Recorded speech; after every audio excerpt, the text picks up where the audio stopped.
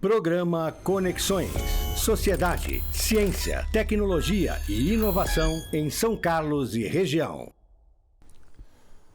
Olá a todos, seja muito bem-vinda, seja muito bem-vindo ao programa Conexões de hoje. A partir de agora você fica conectado com diversos temas ligados à sociedade, educação, ciência, tecnologia e inovação e ainda na formação de jovens. Hoje iremos falar sobre ciência no Brasil, ciência no Instituto de Física de São Carlos, da Universidade de São Paulo, e sobre a Pontifícia Academia de Ciências do Vaticano. Nosso convidado é o cientista são-carlense, professor Dr. Vanderlei Salvador Banhato, um dos mais proeminentes cientistas do Brasil e do mundo. Fique por aí, pois começaremos esta edição do programa Conexões de hoje em exatamente 30 segundos. Não saia daí, voltamos já a seguir.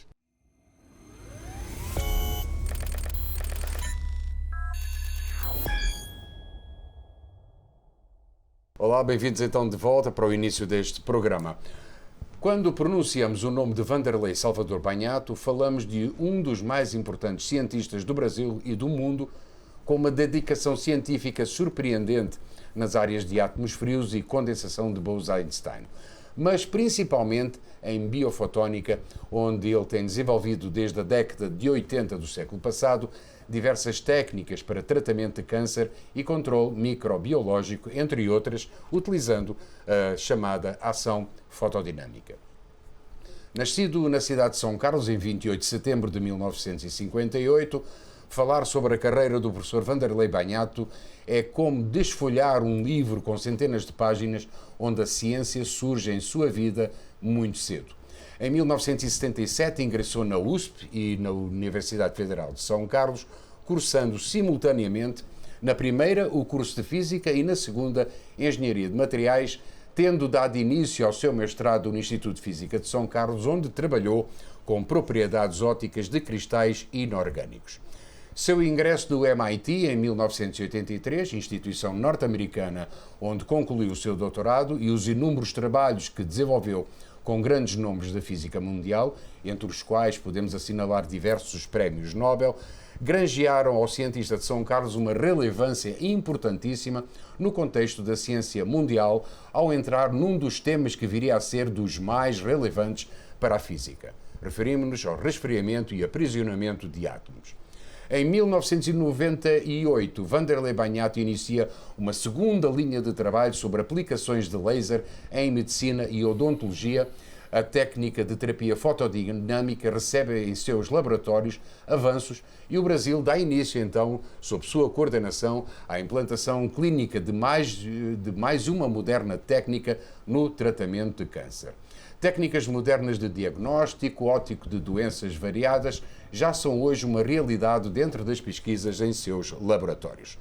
Pioneiro na técnica no Brasil, Vanderlei Salvador Banhato desenvolveu diversos estudos fundamentais envolvendo culturas de células e animais que mostraram a eficácia da técnica para tratamento de câncer.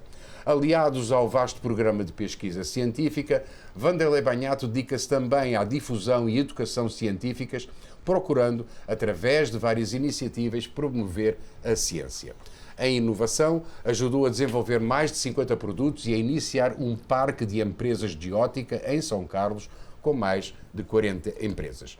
Pesquisador emérito do CNPq, o professor Vanderlei Banhato é membro das principais academias de ciências do mundo. E aqui eu vou destacar a Academia Brasileira de Ciências no Brasil, a National Academy of Science nos Estados Unidos, the World Academy of Science e Pontifícia Academia de Ciências do Vaticano. Independente dos mais de 100 prémios que já recebeu, a maioria em nível internacional, o professor Vanderlei Salvador Banhato acredita firmemente que, e vou abrir aspas, somos menos aquilo que fazemos e mais aquilo que fazemos para mudar o que somos.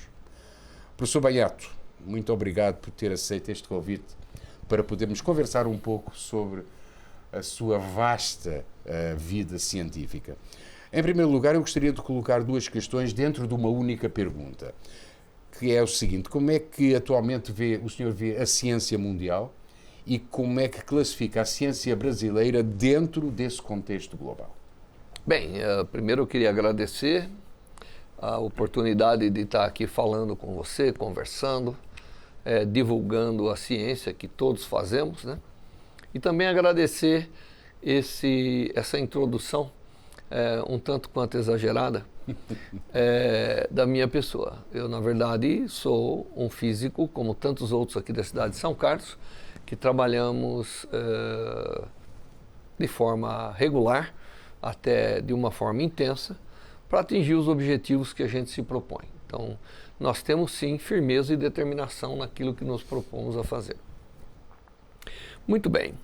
Com relação à ciência, né, o momento é um momento crítico para a humanidade, né? Nós estamos vivendo agora algo que temos que realmente demonstrar se tudo que aprendemos vai servir para nos salvarmos, né? Nós estamos vivendo um problema do clima, obviamente, esse é um dos mais severos, né? Essa alteração, o que nós chamamos da era do antropoceno, que é o homem modificando a natureza, e nós não sabemos se essa modificação se acomoda de tal maneira a conviver amigavelmente conosco. Né? Nós estamos entrando numa era diferente. Então, tem tantas eras da civilização, do homem, da humanidade, tem mais uma agora, chamada antropoceno, que todo mundo está discutindo. E agora? Nós modificamos, estamos alterando, como controlar tudo isso? A ciência pode ajudar isso, não tem outra forma, porque para controlar, para controlar você tem que entender, para saber a desgraça que causou é necessário fazer medidas, é necessário usar as técnicas científicas que nós desenvolvemos. Quando eu digo nós, é a ciência, claro. Ao longo de séculos, agora aplicar e dizer, bom, vamos entender então como é a situação para a gente poder contornar. Parece que nós estamos começando a fazer isso bem, entender a situação, para depois poder atuar. Então você vê, só olhando um aspecto que está nos colocando em risco, né, todo mundo tem que entender que se o clima mudar da maneira que está dando indicativos, secas, chuvas, enchentes, tudo isso junto, vai mudar. Nós não podemos deslocar 50 milhões de pessoas de um local onde primeiro tinha cultivo para um que não tem. Concorda? Concordo. Então, nós temos que entender que isso vai ser um desastre. Mas já foi pensado, está sendo analisado. Ninguém tem uma solução certa. Não temos uma solução. Só sabemos que atingimos um ponto difícil de retorno. O que a humanidade teria que fazer é aplicar seus conceitos científicos para entender cada vez melhor e tentar utilizar aquilo que nós conhecemos de ciência para poder simular em que cenário nós manteríamos ou diminuiríamos o problema que nós criamos. Esse é o problema mais urgente em termos Esse é um problema mais urgente, mas tem outros, né? Veja, nós estamos vivendo um momento onde as pessoas vivem mais, as pessoas estão sujeitas a todas essas variações, precisa de cuidados. A saúde da nossa população é algo extremamente importante. Nós nunca soubemos como tratar as doenças tão bem, mas os nossos métodos nunca foram tão pouco acessíveis à população de um modo geral. Então você tem que pegar a ciência, a tecnologia, isso é um pouco do que a gente faz, sim, e desenvolver técnicas, desenvolver maneiras de tratar as pessoas, de manter as pessoas de uma forma que seja dentro da realidade econômica que se vive. O cidadão não pode imaginar que porque nasceu uma nova técnica para tratar o câncer, ela parece ser eficiente, mas custa 250 mil dólares, que é a imunoterapia, assim por diante, que todo mundo deveria ter o direito, mas quem banca? Não há condições econômicas para fazer. Então nós temos que vir com coisas talvez tão eficientes, mas dentro da realidade econômica. Então é um grande desafio realizar desenvolvimento de tecnologias para a saúde que estejam dentro da realidade econômica, né? Não adianta a gente só desenvolver sem se preocupar o quanto isso vai ser acessível às pessoas e às diversas comunidades que precisam disso. Eu nem digo países mais, porque mesmo os países ricos estão com dificuldade em manter a saúde da sua população, né? Os Estados Unidos, por exemplo, é um país que tem gente lá, câncer de pele, é o que eu estou trabalhando bastante, porque o número é grande, é 300 mil, quase 300 mil novos casos por ano no Brasil. Lá tem gente morrendo. Por quê? Porque não tem recurso. O sistema que eles montaram é através de seguro, mas se a pessoa não tem seguro, ela fica endividada, então ela evita, vai tratando como pode e a hora que percebe, está num ponto irreversível. Nós também... É porque nos Estados Unidos não tem o sistema único de saúde. Não tem o sistema único de saúde, de seguro, não é? Mas para manter o nosso sistema único de saúde, nós temos que trabalhar para ele. Claro. Não adianta só nós trabalharmos para a medicina privada. Claro que a medicina privada é extremamente importante. Então, e finalmente, nós temos o problema da educação. Quer dizer, nós temos que produzir cabeças capazes de entender o problema. Nós temos que produzir cabeças capazes de contribuir com a solução. Nós não podemos produzir juventude que acha que ser influencer vai resolver o problema do mundo. Não é? Nós temos que produzir cabeças que vão liderar. E isso não é só do Brasil, isso é um problema mundial. Pessoas equilibradas, que têm um equilíbrio emocional, tá certo? Então você vê, quem que vai fazer isso? A ciência. A ciência tem que contribuir para isso. Então o momento é o momento da gente produzir cientistas. É o momento da gente produzir cabeças capazes de entender, melhorar a educação, melhorar tudo para que a gente possa ter os líderes. As pessoas têm que saber ciência para estar consciente, não necessariamente para ser cientista. Então todo mundo precisa saber um pouco para entender o grau do desastre que nós estamos causando e a problemática que nós estamos vivendo. Agora, eu sou um cara muito otimista. Eu acho que nós vamos resolver o problema, se todo mundo estiver disposto a contribuir. Essa sequência, você falou até do câncer de pele, que é uma das consequências dos grandes estudos que foram feitos aqui no Brasil, e nesse caso sobre a sua supervisão e com a contribuição de vários cientistas, de vários pesquisadores, até do próprio Instituto de Física de São Carlos. Qual é a importância desse braço, desse link do Brasil em termos do contexto global?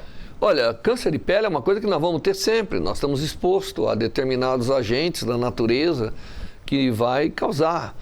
É por isso que ele é um grande número, né? E demonstrar que nós somos capazes de contornar esse problema vai sobrando fôlego para a gente tratar os outros, mas nós não estamos só tratando o câncer de pele, nós estamos tratando o câncer de colo de útero, que é outro problema. Nós estamos atuando agora em tentar entender o melanoma, que é um câncer de pele muito agressivo e que no Brasil temos muito, e outras doenças crônicas, né, além do câncer. Mas colocar o câncer de pele de uma forma que acomode-se dentro da nossa realidade econômica, tanto da medicina privada quanto da medicina pública, da saúde pública, isso vai nos dar um fôlego muito grande. E o trabalho que a gente tem feito tem chamado a atenção, inclusive de muitos países do exterior, tanto é que nós estamos envolvidos agora no programa do chamado Global Health, ou Saúde Global, para levar técnicas de diagnóstico e tratamento para essas doenças mais que está atingindo muitas pessoas. Falando no câncer de colo de útero, nós temos um programa que é o tratamento do HPV, não é HIV, é HPV, que é um papilomavírus, que é o precursor do câncer de colo de útero em mulheres, e nós temos, segundo as estatísticas que eu me lembro de alguns anos, um número assustador de pessoas contaminadas com HPV no Brasil. Tanto é que começou o programa de vacinação das crianças e tudo isso para evitar. Mas nós temos em torno de 25% das mulheres sexualmente ativas contaminadas com HPV. Muitas delas sem saberem, porque o HPV muitas delas sem saber. Silencioso. Isso. Né? É que nem herpes, né? Se manifesta na hora errada. Então, nós temos que atuar nisso antes que a coisa se aflore de forma incontrolada. Tudo isso tem que tem que estar acontecendo. E aqui no Brasil tem acontecido, nós não podemos reclamar de ninguém, não. Se nós podemos reclamar de alguém, é de nós mesmos. Não é? Porque nós temos apoio do governo na medida do possível. Também o governo tem 1 trilhão de coisas para fazer. Não pode só dar recursos para a gente resolver um problema, não é? Mas dentro da realidade do próprio governo, nós temos sido assistidos, sim. Temos projetos, estamos implantando o tratamento do colo de útero já a nível... Vai seguir mesmo rota do câncer de pele. Nós vamos ter ambulatórios, vai estar tratando em muitos locais do Brasil, para que a gente não deixe esse problema virar um problema crônico e que aí depois a gente vai ter uma população que vai sofrer as consequências. Muitas pesquisas que o senhor está fazendo e a sua equipe, não só no termos de câncer de pele, de câncer de colo de útero, tem vários projetos relacionados com a saúde pública. Mas eu queria te perguntar, são sucessos, tanto aqueles que foram já executados, quanto aqueles que estão em andamento, esses projetos. Em toda a sua vida científica, qual foi ou quais foram os momentos mais difíceis que você passou? Olha, a gente tem momentos difíceis a todo momento. Eu sou uma pessoa um pouquinho estressada, mas eu não desisto perante as barreiras. Todo projeto que a gente realizou teve as suas dificuldades. Quando a gente começou a terapia fotodinâmica, o pessoal não acreditava, né? A classe médica demorou para entender o que estávamos fazendo, teve que o mundo todo alertar para que a gente adotasse. Hoje, a Sociedade Brasileira de Cancerologia, as demais sociedades adotam, isso já é rotina em muitos locais do Brasil. Mas momentos ruins todos nós temos, né? Mas houve algum que marcou? Ou alguns que marcou? O duro que a gente lida com pessoas, e lidar com pessoas é sempre um truque. Porque as pessoas, elas enxergam, aliás, quase ninguém enxerga a mesma coisa da mesma forma. E trabalhar em equipe, trabalhar com pessoas, quando você já sabe dessa natureza do ser humano, ele gera determinados problemas que a gente tem que ir contornando. Mas eu tenho que te dizer o seguinte, muitos momentos ruins ao longo de muitos anos, mas os momentos bons superaram os ruins. E eu sou aquela pessoa que, à medida que vem os momentos bons, eu vou esquecendo um pouquinho os momentos ruins. Então eu consigo viver um pouquinho melhor, mesmo estando sempre preocupado. A minha área de átomos frios é uma área que também, né? Ninguém acreditava que nós íamos ter o condensado de Bose-Einstein aqui, temos. Somos pioneiros no mundo na chamada turbulência quântica, que é um fenômeno extremamente importante, que é uma desordem. Esse negócio de mecânica quântica não é só para intelectual, não. A natureza é quântica.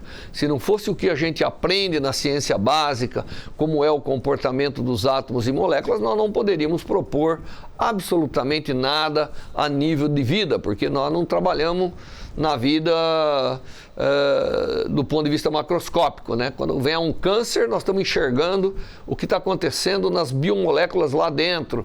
Nós queremos destruir aquilo que está levando à evolução do tumor, não é isso? Então, o conhecimento básico é importante e a gente sempre progrediu muito com os estudos de átomos frios, de efeitos quânticos. Tanto é que agora queremos propor aqui um centro, né? Estamos criando o nosso centro de excelência na USP, aprovado já, e vamos tentar buscar financiamento para fazer um centro de aplicações de conceitos quânticos em prol da sociedade. Em prol da sociedade significa melhor comunicação, né, através dos relógios atômicos e tudo isso, mas significa melhor saúde, porque tudo que a gente faz é ciência básica aplicada no interior da célula, aplicado dessa maneira.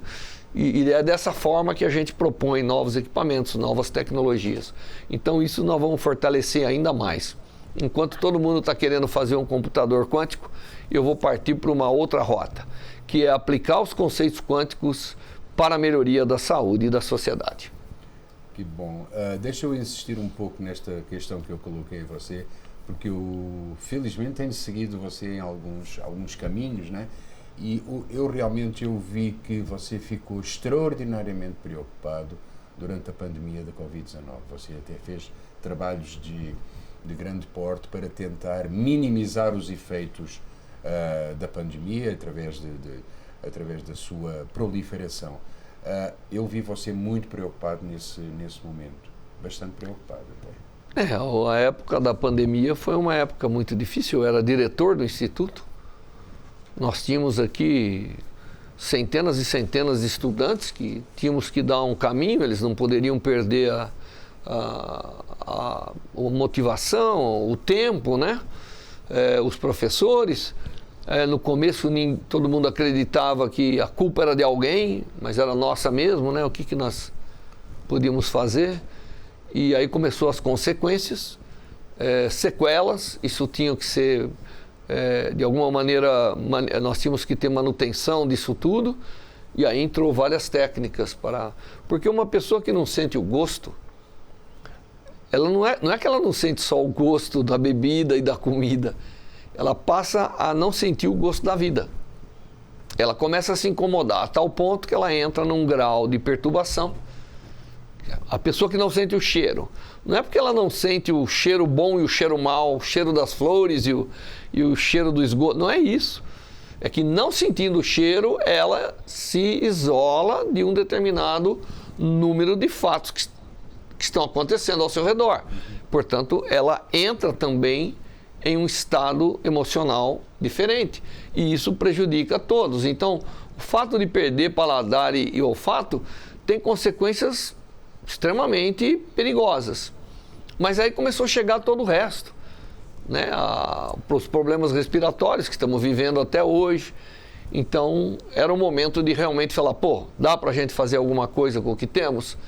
E fizemos. E deu certo. E tem técnicas que até hoje são aplicadas. Agora estamos trabalhando no controle da pneumonia resistente ao antibiótico, inclusive em cooperação com os Estados Unidos, embora a ideia daqui, tudo daqui, não é? Os tubos endotraqueais em cooperação com a Europa para evitar a infecção durante a intubação, que foi o que mais matou as pessoas.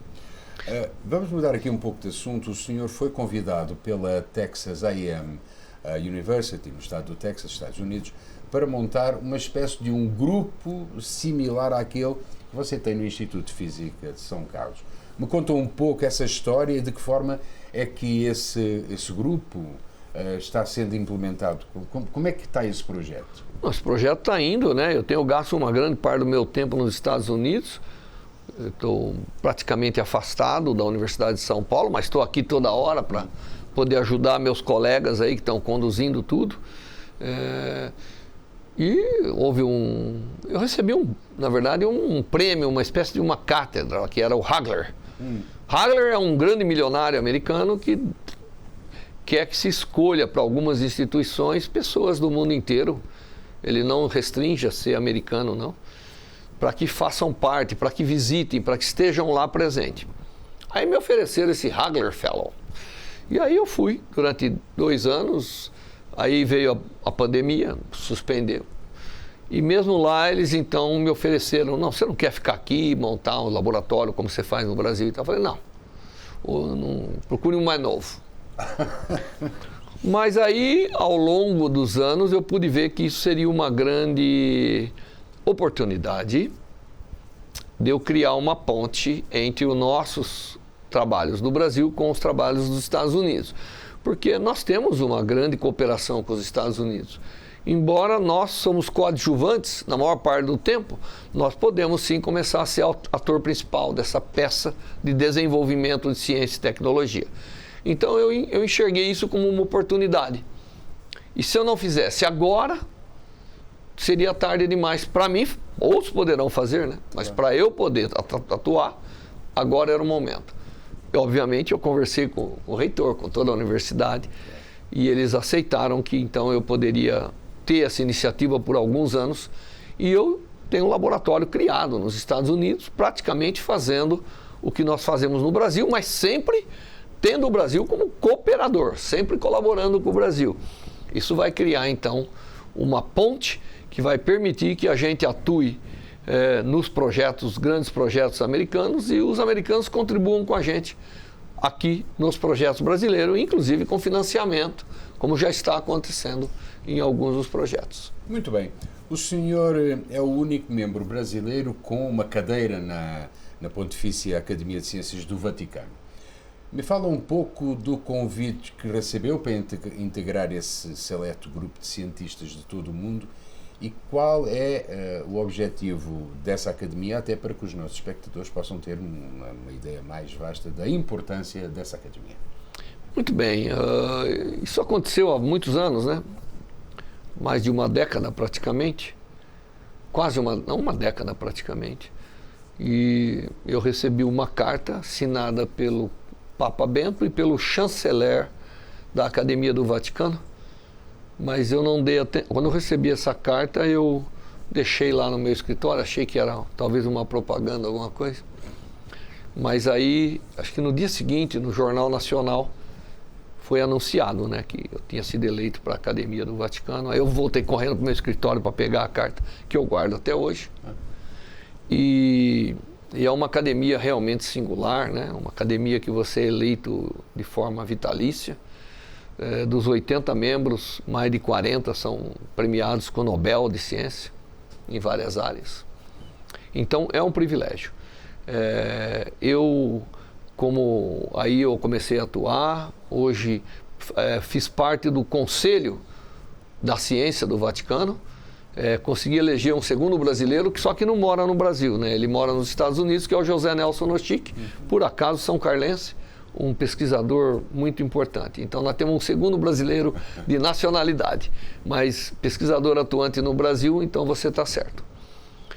E é uma academia que nasceu com o surgimento da ciência moderna. Foi Galileu Galilei que instituiu a Academia do Vaticano em 1603. E ela está preocupada em realmente contribuir com isso. Desde o seu início, ela estava preocupada não em combater a religião, ela estava preocupada em fazer a ciência ser um bem da população. E os papas que vieram, eles concordam com isso, não é? Principalmente que os conflitos são conflitos de interpretação, não são conflitos estruturais, entende? Quando se fala em criacionismo, tudo teve um início, a gente tem que ser um pouco mais cientista.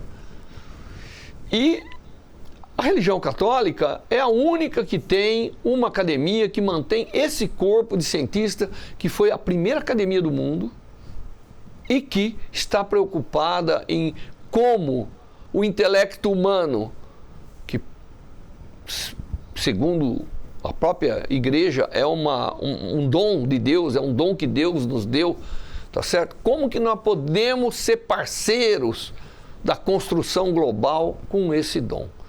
Então ela está preocupada com os problemas desafiadores da ciência, da sociedade.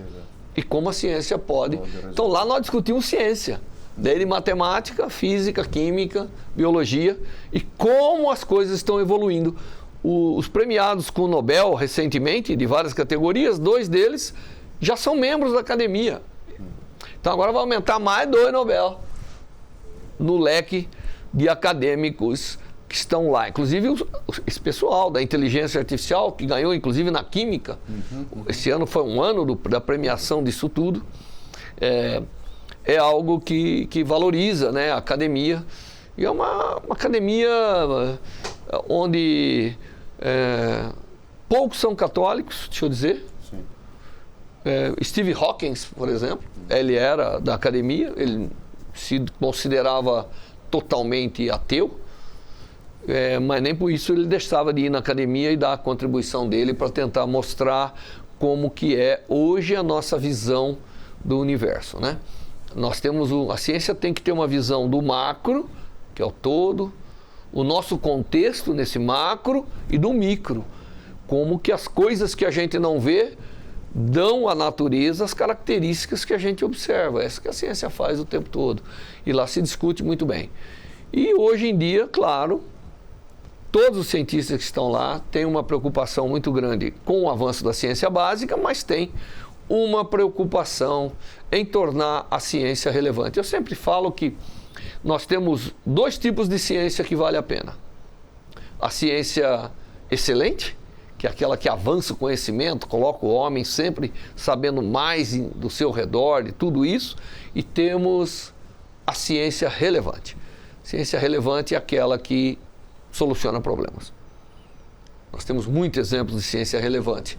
Basta ver aí a vida de grandes cientistas, você vai ver que eles resolveram um problema de infecção. Imagine como teria sido o mundo sem os antibióticos, sem a penicilina para começar, etc. Muito bem. Então, no momento, a preocupação são essas duas, mas mais a relevante. Todo o investimento feito, todo o conhecimento acumulado tem que resultar em um benefício que nos tornem pessoas melhores, torne uma raça melhor, uma civilização melhor, né? A raça humana precisa se esclarecer de algumas dúvidas. Eu fico impressionado que em pleno esse século nós temos que discutir racismo, né?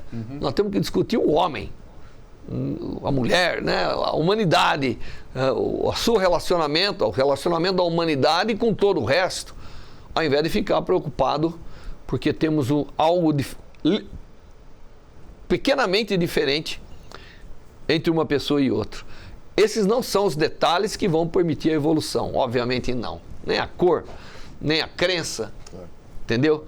Então, é impressionante que nós já vivemos muitos séculos como humanidade, né? Muito mais do que a própria idade do cristianismo, mas parece que a gente não percebe o óbvio. E aí ficamos presos a determinados vícios. A gente tem que entender o seguinte: as coisas que a gente faz que não são boas e que fazemos de maneira constante se tornam vícios, e os vícios condenam o ser humano. Então nós temos que sair dessa rota. Nós temos que realmente entender o que é importante. Pô. O que é importante? Importante é que nós temos uma raça humana e ela precisa resolver os seus problemas e entender como lidar com tudo que está ao seu redor, que depende dela. É uma covardia o ser humano olhar as coisas pequenas com desprezo.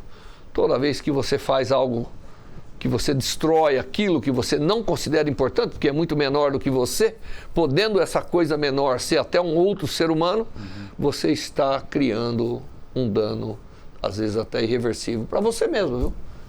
Para cada um. Quando eu digo você, não é você, né? Claro. Para a gente mesmo. Então, e eu sei que é difícil, né? Difícil você ver uma criança, parece que incomoda, né? A criança pedindo lá um dinheiro no sinal do trânsito. Tá? Mas o que nós temos é que resolver isso. Tá? Aquilo é uma consequência de uma coisa que nós criamos. E os dirigentes, obviamente, precisam entender também e englobar a sociedade como parte das suas diretrizes, né? É bom a gente ter diretrizes próprias, desde que elas casem com aquilo que é um desejo e uma necessidade de uma população muito maior. Professor Banhato, no seu ponto de vista, existe alguma incompatibilidade entre religião e ciência? Não. Não existe, né? Não. Para você, no seu ponto de vista, não existe? Do meu ponto de vista, não, mas eu respeito tudo. Né? Se alguém quiser falar, não, como tem colegas que às vezes falam, pô, mas como que você pode ser físico e ser católico? Eu sou católico para ser uma pessoa de não perder a oportunidade de fazer o bem, de me preocupar com determinados conceitos que a religião me deu. Foi a religião que me deu, como eu devo me comportar. Eu entendo, nós não temos... Tem coisas que a gente nem aprende mais na escola, né? Então, eu gosto da religião, acho importante você ter uma reflexão, você ter momentos adequados para você, para pensar o que você faz, como você faz, e ter a oportunidade de ajudar. Pô, é tão gostoso ir numa cerimônia que todo mundo está contente, todo mundo quer que todo mundo saia de lá melhor. Aonde que a gente vai fazer isso? Qualquer lugar que você vai, a pessoa quer te matar, a pessoa quer que você seja pior do que é. Me parece que dentro de uma igreja, dentro de um local assim, um local de reflexão, né? Independente de qualquer outra coisa, as pessoas querem sair melhor. Então, nós temos que ter esses momentos. E deixa eu dizer, nós temos muitos cristãos que se dizem não cristãos.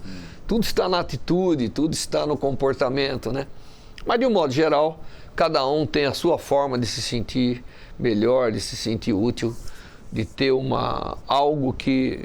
Eu sou cientista, eu lido com as leis da matéria, mas obviamente a nossa existência não é só isso, né? A gente tem coisas que a gente não consegue entender, tentar explicar determinados comportamentos humanos só com as leis da ciência a gente não consegue não, né? Nós temos que entender isso. A consciência ainda é uma coisa muito debatida, né? Então é assim que é. Agora, cada um faz o que quer, né? O interessante é que a liberdade ainda é preservada. O pessoal fala, mas muitas religiões, inclusive o cristianismo, ele prega a liberdade. Você tem liberdade de ação, nada é proibido para você. Mas você tem que estar consciente de arcar com suas ações. E as consequências. Com você mesmo e com os outros. Então, é importante pensar nisso, ou não? Claro que sim, claro que sim. Muito bem, meus amigos e minhas amigas, ponto final nesta primeira parte do nosso programa. Um intervalo breve em 30 segundos, não saia daí, voltaremos já a seguir com esta conversa interessantíssima com o professor Dr. Vanderlei Salvador Banhato. Até já.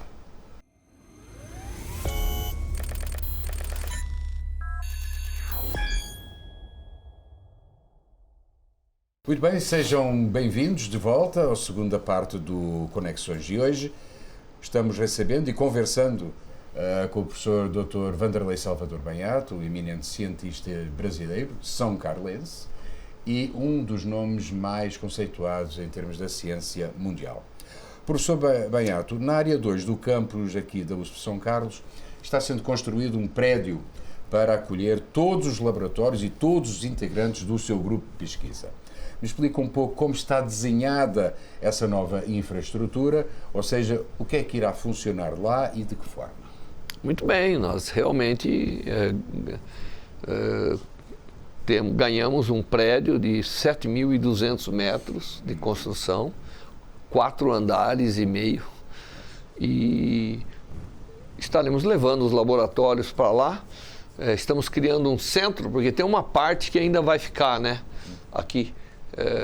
E lá iremos acomodar todas essas coisas que nós fazemos e outras que estamos planejando fazer. A conta você tem que contar. A parte dos íons aprisionados. Nós teremos uma exposição permanente. Imagine, uma vez a cada 2 meses nós estaremos abrindo as portas para uma escola da cidade e levar suas crianças.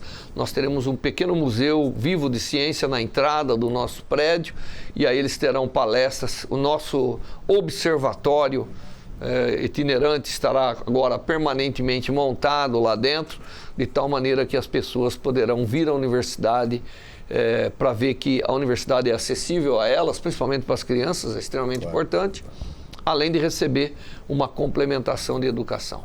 Nós vamos implementar vários projetos, um centro de instrumentação, que estamos tentando já programar da onde virá financiamento, tudo isso. Vamos fortalecer a parte de átomos, física atômica e molecular, vamos criar mais condensados, estaremos realmente avançando a fronteira do conhecimento, porque já se convencemos que nós é que temos que fazer isso aqui nessa região do planeta, então vamos fazer. E vamos ter essa iniciativa de aplicações dos conhecimentos quânticos em prol do homem, de um modo geral, que é em prol da saúde, em prol da sociedade, através de várias tecnologias que podem ser criadas. Teremos eventos constantes e vamos fortalecer a cooperação científica e tecnológica com as empresas.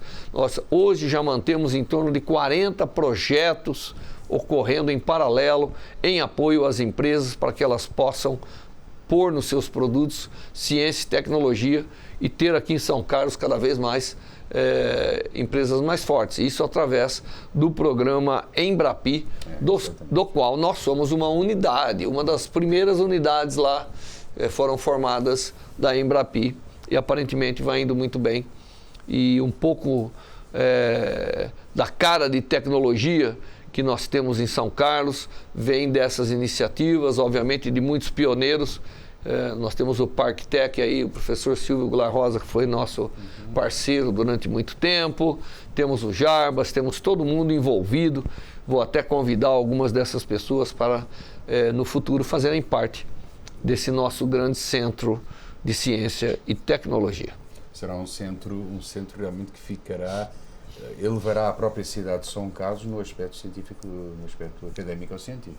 Exatamente. E vai ser no Campus 2, que é um ambiente, entende? Puxa, jardins, árvores, reservas naturais de árvore. Nós vamos tentar fazer que a rota da visita ao Campus 2 seja uma rota educativa. As crianças vão lá, devem ir lá. Nós temos que criar um ambiente onde a população também possa usar, não é? Clubes de ciência, grupo de crianças andando de bicicleta para conhecer o campus, tudo de uma forma ordenada. Nós não queremos bagunça e nem gostamos da desordem, mas com organização e gestão nós poderemos sim abrir as portas da universidade e dos nossos institutos para a sociedade e terá um benefício muito grande. Inclusive na área da saúde, nós queremos ver se fazemos naquela região lá, onde está o Campus 2 da USP, que a gente possa fazer alguns eventos de exames oculares, de multirões de saúde para as pessoas que, coitadas, às vezes não conseguem nem sair de casa e ter o transporte para chegar nos centros de saúde e tudo mais. Vamos ser parceiros da sociedade, ainda mais do que somos hoje, tá certo? Isso é importante, isso vai ficar. Os nossos feitos científicos, eles terão continuidade. Os nossos feitos para as sociedades ficarão.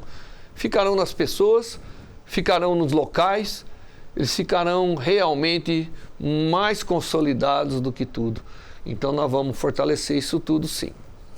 Muito bem, este programa, meus amigos e minhas amigas, está praticamente no fim, mas eu não gostaria de terminar sem perguntar para o professor Banhato o que é que falta fazer na sua vida profissional.